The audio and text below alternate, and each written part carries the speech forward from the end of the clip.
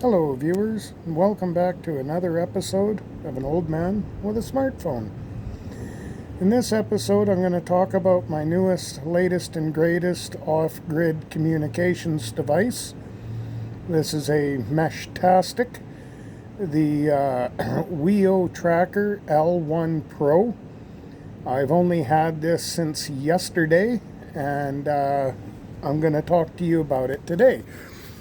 This was something that was suggested to me a couple of years ago to try Meshtastic as an off-grid form of communication, or a standalone infrastructure-free communication for emergencies immediately after a disaster, when you're unlikely to have any cellular phone communication or other.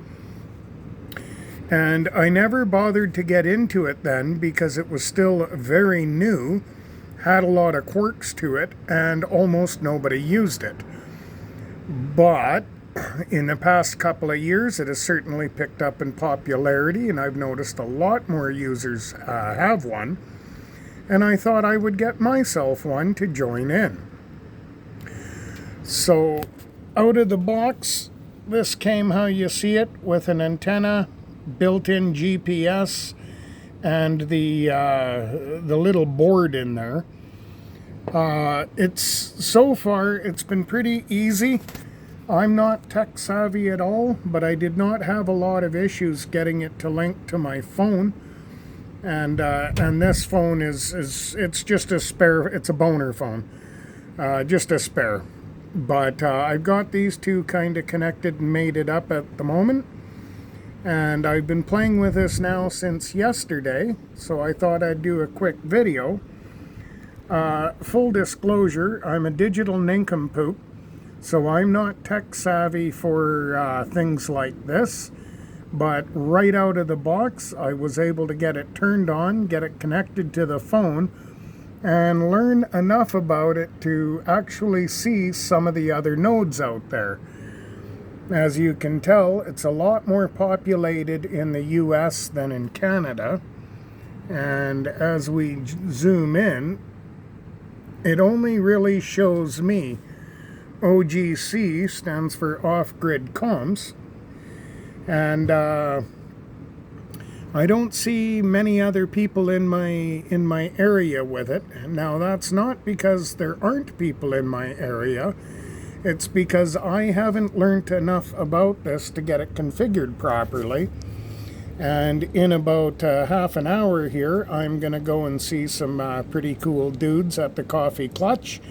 And I will undoubtedly interrogate them like a cop trying to figure out who took the last donut.